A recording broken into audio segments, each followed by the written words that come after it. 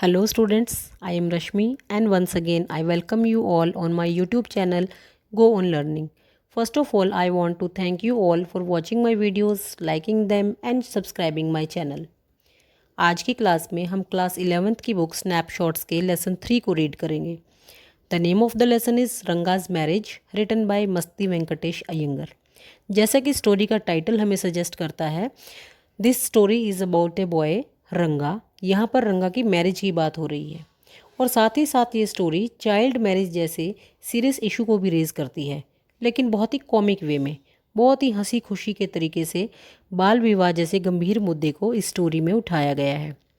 कहानी में जो हमारा नरेटर है वो रंगा की शादी 11 साल की एक बहुत ही कम उम्र की लड़की से करवाना चाहता है और कैसे वो इस शादी को अरेंज करवाता है, यही सब इस स्टोरी में हम रीड करेंगे. तो चलिए देखते हैं नरेटर ने अपने वर्ड्स में इस स्टोरी को कैसे नरेट किया. हो सकता है आप में से बहुत से लोग ये सोच रहे हों कि मैंने अपनी इस कहानी का नाम रंगाज मैरिज, रंगा का विवाह क्यों रखा. जगन्नाथ विजया, रंगनाथ विवाह, गिरजा कल्याणम या रंगनाथ विजया मैंने अपनी कहानी का नाम क्यों नहीं रखा. तो ऐसा इसलिए है क्योंकि इस कहानी में हमारे गांव के लड़के रंगा की शादी की बात है, ना कि किसी जगन्नाथ की जीत की या गिरजा की शादी की बात है. हम बेंगलुरु के एक छोटे से गांव होशाहली में रहते हैं. आपने इसका नाम तो सुना ही होगा. अच्छा, नहीं सुना? इसमें आपकी गलती नहीं है, क्योंकि हमारे इस गांव का जिक्र तो ब्रिटिशर्स ने अपने जोग्राफिकल मैप्स में भी नहीं किया, क्योंकि उनको ये लगता था कि इस नाम का गांव एग्जिस्ट ही नहीं करता. और सबसे ज़्यादा दुख की बात तो ये है कि ब्रिटिशर्स के जाने के बाद हमारे अपने कार्टोग्राफर्स ने भी इस गांव का नाम अपने नक्शों के अंदर एलोकेट ही नहीं किया. खैर कोई बात नहीं, मैं आपको अपने गांव लिए चलता हूँ. हमारे गांव में बहुत सारे आम के पेड़ हैं. आप कभी आएंगे तो मैं आपको चखाऊंगा, लेकिन पूरा मत खाना. क्यों? क्योंकि हमारे गांव के आम बहुत खट्टे हैं. एक बार मैंने एक आम ले जाकर अपने घर में उसकी चटनी बनाई और परिवार के सभी लोगों ने वो चटनी खाई. चटनी को खाने के बाद सभी लोगों को खांसी हो गई. अगले दिन सुबह जब मैं दवाई लेने के लिए डॉक्टर के पास पहुंचा तो डॉक्टर ने हमारे गांव के आमों की स्पेशलिटी मुझे बताई, उनकी खासियत मुझे बताई. ना सिर्फ आम, बल्कि यहाँ पे और भी बहुत सारी चीज़ें हैं. जैसे तालाब किनारे वो पेड़ जिसके ऊपर क्रीपर है और उस क्रीपर के उस बेल के बड़े बड़े पत्ते, जिनके होते हुए लोगों के खाने की प्लेट की चिंता ही नहीं होती, क्योंकि उन बड़े बड़े पत्तों को ही लोग खाने की प्लेट के रूप में यूज़ करते हैं. कहते हैं कि किसी जगह को जानने के लिए और समझने के लिए वहाँ पे जाना ज़रूरी है. तो हमारे गांव को जानना हो, समझना हो तो कभी आप हमारे गांव में आइएगा. अब जो मैं आपको कहानी सुनाने जा रहा हूँ वो आज से 10 साल पुरानी है. उस समय हमारे गांव में प्राइमरी एजुकेशन नहीं थी. गांव के लोग ज़्यादा पढ़े लिखे भी नहीं थे और इंग्लिश लैंग्वेज का तो यूज़ बिल्कुल भी नहीं था. ऐसे में गांव के एक अकाउंटेंट ने अपने बेटे को पढ़ने के लिए बेंगलुरु जैसे बड़े शहर के इंग्लिश मीडियम में स्कूल में भेजने की हिम्मत दिखाई. ये उस समय की बात है जब हमारे गांव में आम बोलचाल में कन्नड़ भाषा का ही प्रयोग किया जाता था. गांव के लोग कन्नड़ में ही बात करते थे और इंग्लिश के वर्ड्स का तो उनको पता ही नहीं था. इंग्लिश के शब्दों का कोई प्रयोग गांव में नहीं किया जाता था. अजीब लग रहा है ना आपको सुनने में, क्योंकि आजकल तो इंग्लिश लैंग्वेज बहुत कॉमन है, सभी लोग इसका यूज़ करते हैं, लेकिन उस समय हमारे गांव में बिल्कुल भी इसका यूज़ नहीं था. आपको मैं एक उदाहरण देता हूँ. एक बार मैं रामा राव के घर गया हुआ था, तो वहाँ पर ईंधन की लकड़ी बेचने वाली एक महिला आई हुई थी और जब रामा राव के बेटे ने उसको पैसे दिए और उसे ये कहा कि मेरे पास चेंज नहीं है, तो उस महिला को चेंज वर्ड का मतलब समझ में नहीं आया और वो वहाँ से बुड़बुड़ाती हुई चली गई. उसे ही क्या, मुझे भी चेंज वर्ड का मतलब नहीं पता था और मुझे भी इसका मतलब तभी पता चला जब मैंने रंगा के घर जाके उससे इसका मतलब पूछा. एक दिन मैंने देखा कि गांव के सभी लोग भीड़ इकट्ठा कर कर कहीं चले जा रहे हैं. मैंने जाके पूछा कि भाई मामला क्या है, तो मुझे पता चला कि अकाउंटेंट का बेटा रंगा 6 महीने बाद शहर से वापस आया है और सभी लोग उसी को देखने के लिए जा रहे हैं. मैं भी साथ हो लिया कि चलो मैं भी देखता हूँ कि रंगा कैसा हो गया है अब. जब भीड़ रंगा के घर पहुँची तो भीड़ में से एक बूढ़ी महिला निकली और उस बूढ़ी महिला ने रंगा को घूरते हुए देखा और पूछा, कहा कि इसने तो अभी भी जनेऊ पहन रखा है. वो ये देखना चाहती थी कि क्या रंगा अपनी ट्रेडिशंस को, अपनी परंपराओं को भूल गया है 6 महीने बाद। लेकिन उसने देखा कि रंगा ने तो अभी भी जनेऊ पहन रखा है। ये बात सुनकर रंगा हंसा। और जब सब लोगों ने ये देख लिया कि रंगा में कोई परिवर्तन नहीं है, कोई चेंज उसके अंदर नहीं है, 6 महीने पहले जैसा वो था ऐसा ही वो आज भी है, वैसे ही कान नाक हाथ उसके हैं और वैसी ही परंपराओं को वो निभा रहा है, तो ये सब जानने के बाद भीड़ धीरे धीरे छटने लगी और लोग अपने घरों की तरफ चले गए। जब भीड़ छटी तो मैं भी रंगा के पास गया और मैंने जाके रंगा से पूछा, और रंगा कैसे हो तुम? रंगा ने मुझे कहा कि मैं बहुत अच्छा हूँ आपके आशीर्वाद से, और उसने मेरे पाँव को भी छुआ। जब उसने मेरे पाँव को छुआ तो मुझे थोड़ा अचरज भी हुआ और अच्छा भी लगा, क्योंकि आजकल के बच्चे पाँव को छूना तो जानते ही नहीं। लेकिन रंगा 6 महीने बाद भी अपनी परंपराओं को नहीं भूला था, शहर में रहने के बाद भी। और ऐसे में मैंने उसको मे यू गेट मैरिड सून, तुम्हारा विवाह जल्दी हो, ऐसा आशीर्वाद दे डाला। ऐसा आशीर्वाद देने के बाद मैं भी अपने घर चला गया। उसी दोपहर रंगा मेरे पास आया और कुछ देर इधर उधर की बातें करने के बाद मैंने उससे हिम्मत करके पूछ ही लिया कि रंगा तुम्हारा शादी का कब विचार है, तुम शादी कब करने वाले हो? शादी की बात सुनते ही रंगा ने मुझे कहा कि मैं अभी शादी करने वाला नहीं हूँ। मैंने पूछा क्यों? तो उसने कहा कि शादी के लिए एक उचित लड़की की ज़रूरत होती है। मैं एक ऐसे अफसर को जानता हूँ जिसकी अभी 6 महीने ही पहले शादी हुई है और उसकी पत्नी 25 वर्षीय है और वो खुद 30 वर्ष का है, और वो दोनों बहुत खुश हैं अपनी शादी से। तो मैं भी ऐसी ही एक लड़की चाहता हूँ जो परिपक्व हो, जो मैच्योर हो, जो बातों को समझती हो, जो मुझे समझती हो। और हमारे गांव में तो अरेंज्ड मैरिज करने का रिवाज है, और मैं जिस लड़की को जानता ही नहीं, जिसको मैंने देखा ही नहीं, उससे मैं विवाह कैसे कर सकता हूँ? मैंने उससे पूछा कि रंगा, क्या कोई और कारण भी है विवाह ना करने का? तो रंगा ने मुझे कहा कि नहीं, यही कारण है। मैं चाहता हूँ कि लड़की मैच्योर होनी चाहिए, जिसे मैं समझता हूँ, जो मुझे समझती हो। लड़की इतनी छोटी भी नहीं होनी चाहिए कि उसे अपने खुद के नाखून काटने ना आते हों।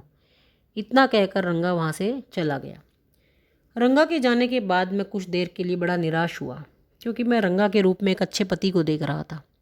मैं चाहता था कि रंगा की शादी किसी अच्छी लड़की से हो जानी चाहिए।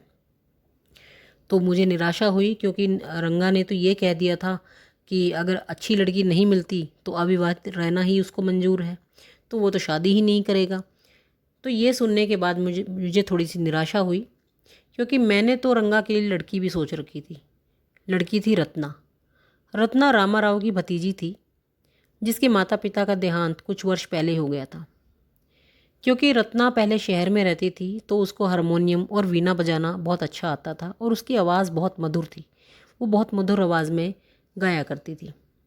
और रामा राव उसको अपने माता पिता के रत्ना के माता पिता के निधन के बाद अपने पास, अपने गांव में रखने के लिए ले आया था। और मैंने रत्ना के लिए रंगा से उचित वर, ऐसा हो ही नहीं सकता कि रंगा से उचित वर रत्ना को मिले, ऐसा मैं सोच चुका था कि इन दोनों की शादी मुझे किसी भी हालत में करवानी है। मैं रामा राव के घर आता जाता रहता था, तो इसलिए रत्ना मुझसे बात कर लिया करती थी और वो मुझे बहुत अच्छे से जानती भी थी। अगली सुबह मैं रामा राव के घर गया और मैंने रामा राव की पत्नी से कहा कि मैंने आप लोगों के लिए लस्सी निकाल रखी है, आप रत्ना को घर भेज दीजिएगा और मैं लस्सी आपके पास भिजवा दूंगा। शुक्रवार का दिन था। उसी दिन रत्ना लाल रंग की एक सुंदर साड़ी पहने हुए मेरे घर आई लस्सी लेने के लिए। और जब वो मेरे घर आई तो मैंने उसको मीठी आवाज़ में मेरे लिए एक गीत गाने का आग्रह किया। मैंने उसे कहा कि तुम्हारी आवाज़ बहुत अच्छी है, मुझे एक गीत सुनाओ। और इतने में ही वहाँ पर रंगा भी आ पहुँचा। आपको तो पता लग ही गया होगा कि रंगा को मैंने ही बुलाया था किसी बहाने से। रत्ना मीठी आवाज़ में गा रही थी और मैं मंत्रमुग्ध होकर उसके गाने को सुन रहा था। जब रंगा पहुंचा तो उसने भी उस आवाज़ को सुना और वो भी खड़ा होकर गीत को घर के बाहर ही सुनने लगा। वो अंदर आकर गाने वाले को डिस्टर्ब करना नहीं चाहता था, क्योंकि वो देखना चाहता था, वो गायक को देखना चाहता था, लेकिन उसको डिस्टर्ब करना नहीं चाहता था। थोड़ी देर बाद जब रंगा अंदर आने लगा तो दरवाजे पे एक अजनबी को देखकर रत्ना रुक गई और उसने गाना गाना बंद कर दिया। रंगा ने जब रत्ना को देखा तो कुछ पल के लिए दोनों की नज़रें मिली और रत्ना शर्माकर अंदर चली गई। जब रत्ना अंदर चली गई तो रंगा मेरे पास धीरे से आकर बैठ गया और उसने धीरे से मुझसे पूछा कि स्वामी, वो लड़की कौन है। मैंने उससे कहा कि हमें क्या फ़र्क पड़ता है कि वह कौन है, क्योंकि मैं तो पहले से ही विवाहित हूँ और तुम्हें शादी करनी नहीं, तो क्या फ़र्क पड़ता है कि वो लड़की कौन है। मैंने ऐसा रंगा से कहा। रंगा ने मुझसे बहुत उम्मीद से ये पूछा, तो इसका मतलब क्या वो लड़की शादीशुदा नहीं है। तो मैंने भी कहानी में थोड़ा सा ट्विस्ट लाने के लिए ये बोल दिया कि नहीं, उस लड़की की शादी तो 1 वर्ष पहले ही हो गई है, 1 साल पहले ही उसकी शादी हो चुकी है। ऐसा सुनने के बाद कि रत्ना की शादी 1 साल पहले ही हो चुकी है, रंगा का चेहरा उतर गया। वो बहुत उदास दिखने लगा। उसके बाद रंगा ये कहकर चला गया कि मुझे जाना है, मुझे घर पर काम है। अगली दोपहर मैं रंगा से फिर मिला। मैंने देखा कि उदासी के बादल रंगा के ऊपर मंडरा रहे थे। वो निराश था ये जानकर कि रत्ना शादीशुदा। मैंने उससे पूछा कि क्या बात है, तुम्हारी तबीयत तो ठीक है, तुम विचारों में खोए हुए दिखाई देते हो, क्या तुम्हारे सर में दर्द है। तो रंगा ने मुझे कहा कि नहीं, मैं बिल्कुल ठीक हूँ, मुझे कोई सर दर्द नहीं है, मैं पहले के जैसा ही हूँ और मैं बिल्कुल ठीक हूँ। ये सुनकर मैंने उससे कहा कि चलो हम शास्त्री जी के पास जाते हैं और तुम्हारी इस परेशानी का कारण पूछते हैं। और मैं इस बात पे बड़ा हैरान हुआ कि रंगा ने बिना किसी प्रोटेस्ट के, बिना किसी विरोध के शास्त्री जी के पास जाने की मेरी बात को मान लिया। खैर, मैं आपको ये बता दूं कि पहले वाले दिन जाकर ही मैं शास्त्री जी को सारी बातें बता आया था कि जब मैं रंगा के साथ आपके पास आऊं तो आपको क्या क्या बातें कहनी है। तो पहले से ही मैंने शास्त्री जी के साथ मिलकर सारी प्लानिंग कर रखी थी। जब हम शास्त्री जी के पास पहुँचे तो शास्त्री जी ने मुझे देखते ही कहा कि श्यामा आओ, बहुत दिनों बाद तुम आए हो। श्यामा और कोई नहीं, मैं खुद ही हूँ, हमारे साथ कोई तीसरा नहीं था, श्यामा मैं खुद ही हूँ जो आपको कहानी सुना रहा हूँ। तो शास्त्री जी ने मुझे कहा कि श्यामा बड़े दिनों बाद आए, कैसे आना हुआ। रंगा की तरफ देखकर शास्त्री जी ने कहा कि ये तो हमारे अकाउंटेंट का बेटा रंगा है ना, कैसे हो रंगा तुम, और तुम्हारा यहाँ आना कैसे हुआ। रंगा ने कुछ नहीं बताया और शास्त्री जी ने कहा कि चलो तुम नहीं बताते तो अपनी ज्योतिष विद्या से मैं खुद ही जान लूँगा कि तुम क्यों आए हो और तुम्हारी क्या समस्या है। मैंने शास्त्री जी को कहा जैसे कि हमने पहले ही प्लानिंग बना रखी थी कि ये सब बोलना है जब मैं और रंगा आएंगे। तो शास्त्री जी ने कहा कि मैं तुम्हारे बारे में बताता हूँ कि मेरी ज्योतिष विद्या क्या कहती है। अपनी कुछ किताबें निकालने के बाद और मानो कुछ गणना करने के बाद, कुछ कैलकुलेशंस शास्त्री जी ने करके दिखाई, जैसे कि वो अपनी कुछ विद्या की को देख रहे हैं। और ये देखने के बाद शास्त्री जी ने रंगा की तरफ देखकर कहा कि ये कोई लड़की का मामला है, कोई लड़की के बारे में बात है जो तुम्हें तंग कर रही है।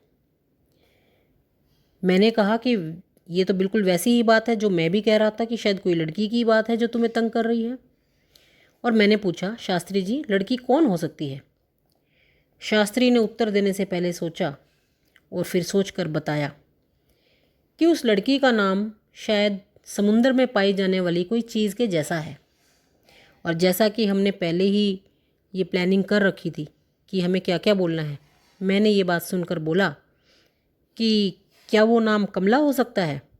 तो शास्त्री जी ने कहा कि हाँ, हो भी सकता है कमला, लेकिन कुछ और भी हो सकता है, कुछ ऐसा जो समुद्र में कोई बहुमूल्य पत्थर पाए जाते हैं, महंगे पत्थर जो समुद्र में होते हैं, जैसे मोती, रत्ना, इस तरह का नाम भी हो सकता है। रत्ना का नाम सुनते ही मैंने बोला कि रत्ना वही जो रामाराव की लड़की है, क्या उसी की बात आप कर रहे हो। मैंने शास्त्री जी से ऐसा पूछा, लेकिन साथ ही ये भी कहा कि रत्ना की तो शादी 1 साल पहले ही हो चुकी है, तो रत्ना ये लड़की कैसे हो सकती है।